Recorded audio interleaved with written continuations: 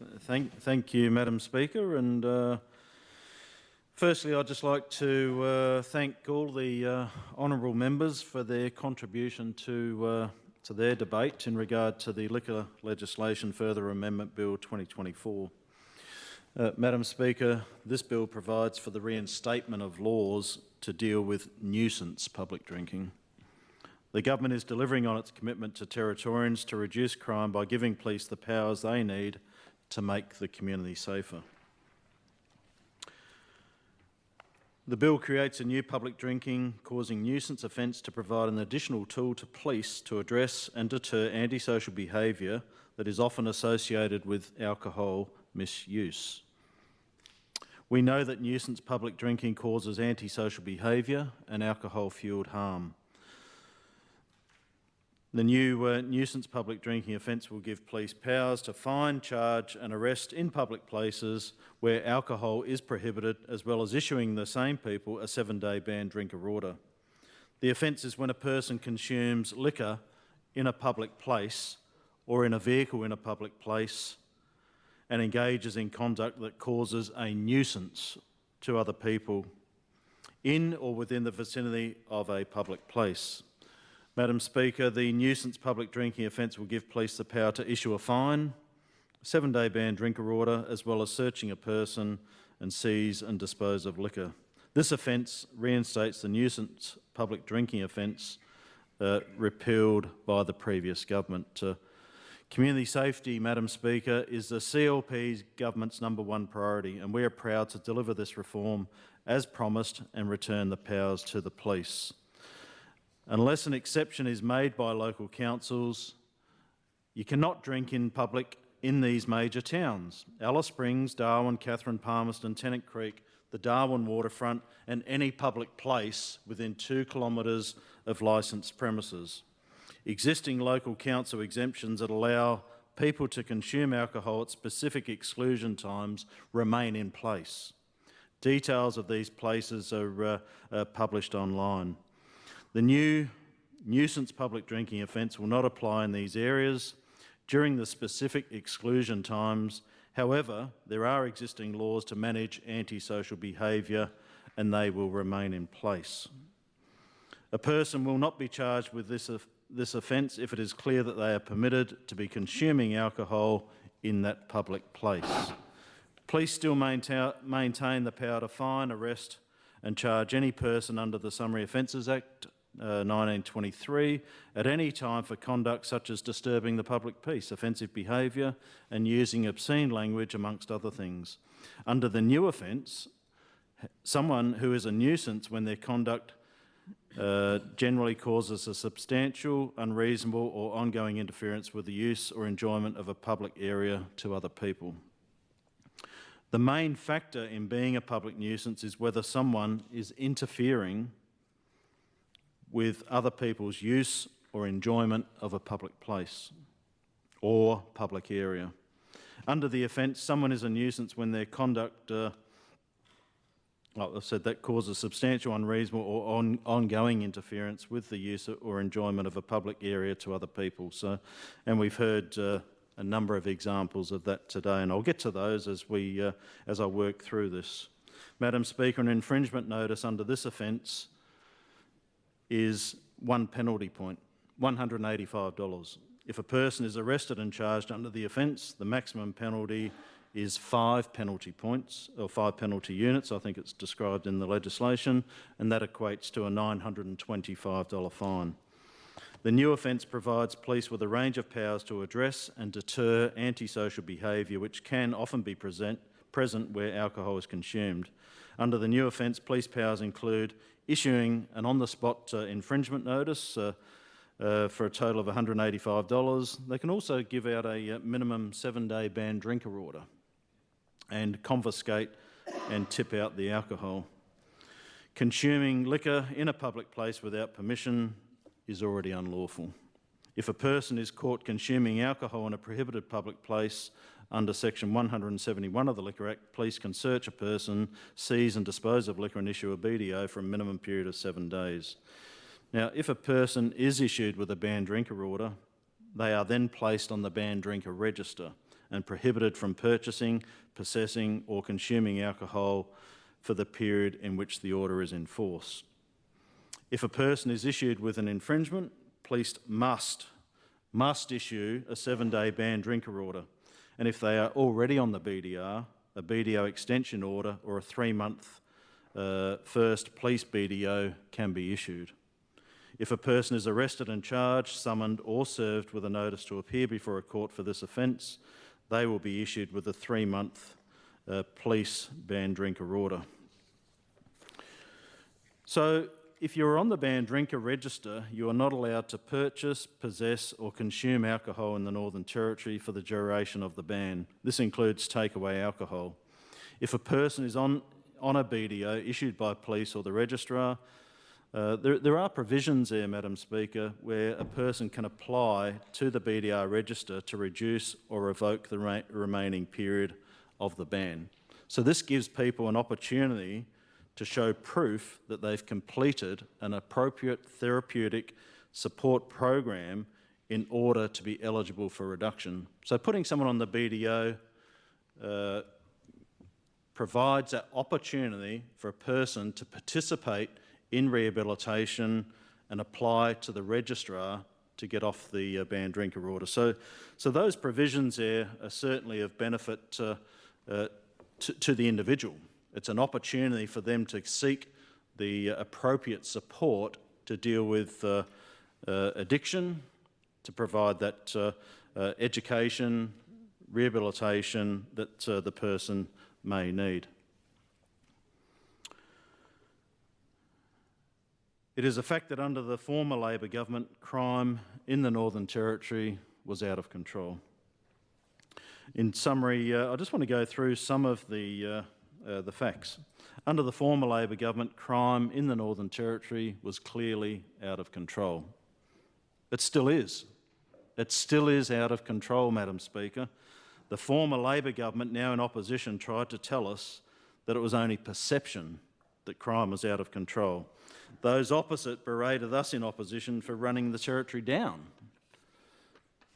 We've got crime statistics, and the Deputy Opposition Leader went through some of those statistics, and of course that only confirms that crime is not perception or gossip, it's a reality, and it's a reality for many Territorians. Over the last 8 years since Labor came into power, crime stats across the Territory are clearly up. The evidence is there, Madam Speaker. Domestic violence assaults across the Territory up 81.83%. Alcohol-related assaults are up 37.91%. Of course, we heard from the members for Drysdale, Blaine and Brennan, and of course the Chief Minister. Out in Palmerston, just over the last 8 years, crime stats have exploded. Domestic violence assaults are up a whopping 182.22%. Alcohol-related assaults are up by an astounding 59.26%, just out there in Palmerston. But even other places around the Territory, Madam Speaker, it's important that we consider nuisance public drinking. It's not just here in Darwin, it's everywhere in the Territory, and these are some of the things that have contributed to crime right across the Northern Territory. So in Katherine, I'll just rattle off some of their crime statistics that they've suffered over the last 8 years. Domestic violence assaults are up 135.85% over the last 8 years. Alcohol-related assaults are up 97.45%. So these are incredible statistics, Madam Speaker, and it just shows and highlights that something needs to be done. Whilst the Labor can sit over there today and complain and provide reasons why this legislation shouldn't be in place, the fact is that what they've been doing for the last 8 years clearly hasn't worked. Clearly hasn't worked. In my electorate alone, the statistics for Tennant Creek, domestic violence-related assaults are up 101%. And I've been talking about this for a number of years, Madam Speaker, and while I've been talking about it, those on the opposite side now have done very little to tackle these issues. Alcohol-related assaults in my town of Tennant Creek are up 57.62%. And I could go on and on and on about some of these statistics, and we've heard about other areas of statistics around assaults and break-ins, but the reality is that crime right across the Northern Territory is up, and no matter who you speak to, they've either been affected by crime or they know someone that has. So that's the seriousness of the crime issue that we're facing at the moment. Today we heard the Leader of the Opposition warn us today that we would fail Territorians if we didn't focus on robust legislative changes. Well, guess what? We are focusing on robust legislation. The Leader of the Opposition advised us today that it won't be an easy fix, claiming that if it was easy, they would have fixed it when they were in power. Well, they clearly weren't up to the task, and as what Labor did was water down laws and fuel the crime crisis. And I've just rattled off those statistics, and look, it's clear to me we had a Labor government that had no idea and no plan in place to tackle crime. I was surprised when I heard the Leader of the Opposition today raise issues about the Riley report, and I just want to touch on some of those issues in the Riley report, and I haven't got that in front of me, but the facts are, Madam Speaker, that the Riley report was commissioned by the Labor government. There's no doubt about it. It was commissioned by the Labor government, and that report was presented to the Labor government in October 2017. So today, we're in October, so 7 years ago. Keep this in mind, that the Riley report, one of the most comprehensive reviews of legislation and alcohol issues in the Northern Territory, was presented to the Labor government 7 years ago this month. 7 years ago. So I was surprised when I heard the Leader of the Opposition talk about that, because there's just a couple of things in there which I really just need to remind people of, because we've heard people talk about stronger futures today, but the Riley report made quite a few statements, commentary and recommendations around dealing with the stronger futures legislation. And without quoting verbatim, because I don't have it in front of me, what it did say was that, go back to October 2017, what the Riley report said was that the government needed to start preparing now, they said, now. So they were talking in October 2017, they wanted the Labor Party to start preparing for the cessation of stronger futures back in October 2017. So there was no surprises that the Stronger Futures legislation was going to sunset in July 2022. There was no surprises there at all. It was written into the Riley report that the government should start preparing for the cessation of the Stronger Futures legislation. Some of the key recommendations they made. They said that the government should be out talking to the people in the Alice Springs town camps about alcohol management plans. They said that the government should be out in the bush talking to people about putting in place alcohol management plans to deal with the cessation of stronger futures. There's a whole lot of other recommendations in there if you want to pick up that report and have a look at it, but the key things are that the Labor government was warned about the cessation of stronger futures. So what did they do? They had July 16, 2022, when it was ceasing, they had nearly 5 years' notice that Stronger Futures was going to cease in July, I think it was July 16, 2022. So here's what they did. They did nothing, absolutely nothing, and allowed the Stronger Futures legislation to lapse. Well, they bought some shares. Yeah, that's right. That was the only plan that they made, was to invest in some shares when Stronger Futures was about to lapse in July 2022.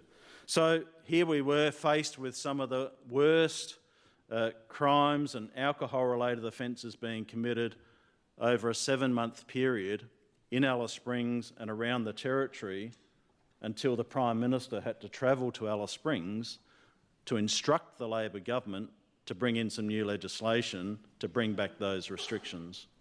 7 months it took, and a visit from the Prime Minister to instruct the Labor government that they had to bring back some of those laws. So absolutely disgraceful, and this is why we're in the situation we're in today, because the former Labor government really took a hands-off approach when it came to tackling the issues related to alcohol in the Northern Territory.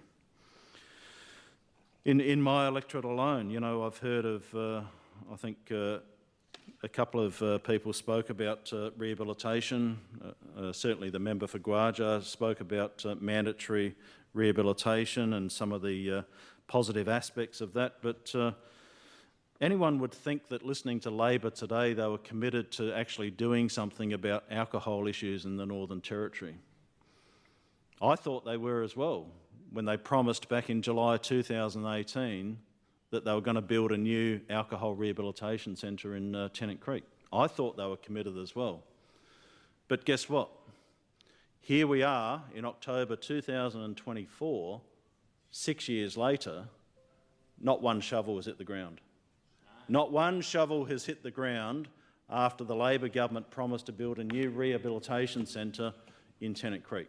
Not one shovel has hit the ground, despite all of the rhetoric you hear from over that side of the chamber about how keen they are to deal with alcohol issues, they support rehabilitation, all of these sorts of things. But in Tennant Creek alone, 6 years after the promise was made, not one shovel has hit the ground. So, getting back to some of the members, Minister Boothby articulated that under the former Labor government, alcohol became a dirty word. Labor closed alcohol rehab services and remained focused on alcohol supply, imposing rules and regulations across the board.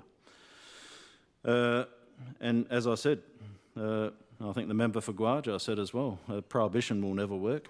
I've said it many times, but that seems to be the only focus and the only angle that the Labor Party has pursued over the last 8 years when they were in government. So you can imagine the mess that they've left us as we've come into government. The Whanokiraro government supports personal responsibility, and we will do whatever we can to raise our community standards. The Territory deserves to hold itself in high esteem. Not shameful for the community standards those opposite let slip beyond recognition. I heard the honourable member for Mulka call this legislative amendment racist and claim that it would target Aboriginal people and increase racial divide. I heard the member for Mulka's concern about public nuisance not being defined. But what I do want to assure the member is public nuisance is not racially motivated, nor is it racially targeted. It's targeted at those causing a nuisance in a public place where that nuisance is clearly disrupting the orderly behaviour in that area. Nuisance is a public disorder and well recognised by the police under the Summary Offences Act. The application of this bill will no doubt be eventually tested in the courts, but as I said, our laws apply equally to everybody. If people aren't doing the wrong thing, they simply have nothing to worry about. We make no apologies for introducing laws to make the Territory a safer place. This is what Territorians voted for in the 2024 election. We went to the election. We said that we would reduce crime. We said that we would rebuild the economy, and we said that we would restore the Territory lifestyle. That's what we're doing, Madam Speaker. The member for Johnston and the member for Nightcliff both identified alcohol addiction as a public health issue, and rightly so. It is. It is. And as I said, there's been plenty of opportunities for Labor to tackle this issue over the last 8 years. And as I said, you know, the promise of a rehabilitation centre in Tennant Creek is a clear example of that. But not one shovel has hit the ground since 2018 when that was promised. So what a disgrace. You The member for Johnson, member for Nightcliff, both members called to focus on health interventions, including rehabilitation, mental health and addiction services. That's what I want to see. That's what I want to see. And as we said, this should not be seen in isolation. There's more issues around alcohol policy and there's more policy to come. This is the start of a suite of changes that the CLP intends to make. I've spoken about alcohol management plans. I've spoken about the BDR previously. So, considering this is only the second week of the 15th Assembly, we've already passed some of the laws to make our community safer, but the reality is there's a lot more to follow. The CLP has a plan and we are delivering on the plan. With an action-packed first sittings, we have more to come, as I said, and as Health Minister, I'm excited that our government will bring further legislative change to this House to address the scourge of crime across the Northern Territory. The CLP is committed to delivering alcohol mandatory treatment services and programs to Territorians, and we certainly need it.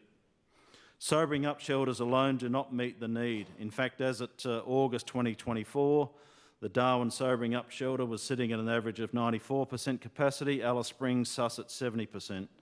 Many nights the susses had to close early due to no capacity, and people were turned away. It's simply not good enough. The CLP will do better. The member for Johnson indicated that we failed to consult. Well, as we've said many times before, we went to the polls with our plan, outlining our focus on making the Territory safe again. We spoke 25, maybe I should spell this out for the Leader of Opposition, because there's 25 electorates in the Northern Territory, roughly about 6,000 voters in each electorate. Stop the interjections, please. And to me, without using the former Treasurer's calculator, a basic calculation would say about 150,000 people were consulted on our plan going to the election. Now, 150,000 people, voters in the Northern Territory, were consulted about our plan to reduce crime, rebuild the economy and to restore the Territory lifestyle. And we often hear, and again, you only ever hear from the opposition over there when they don't like what you're saying or you're telling the truth. And it's mainly when you're telling the truth, that's what upsets them. So here we go again. Okay, that's and enough. Yes, You're on a the warning, fact remains is leader. that Territorians overwhelmingly agreed with us and let their vote talk. They let their vote talk. The members for Drysdale and Karama lamented on horrific stories from their communities that they represent. The stories aren't uncommon across the Northern Territory. The member for Karama spoke about our plan, our commitment and our united CLP team to deliver for Territorians. And I heard from the member for Drysdale, the member for Blaine, the examples that they were giving, and the member for Fong Lim, the examples, and other members here as well, the examples given that people cannot even use parks for their families. They can't have a day out, they can't have a barbecue, they can't enjoy life because the parks are being overtaken by people drinking in public places, breaking the law and causing public nuisance in those areas. This is what the new law is designed to do, to get rid of that and to restore the Territory lifestyle for people not only in Palmerston, not only in Stewart Park, but right across the Northern Territory, in Katherine, in Tennant Creek, and of course down there in Alice Springs. So we make no apologies for that.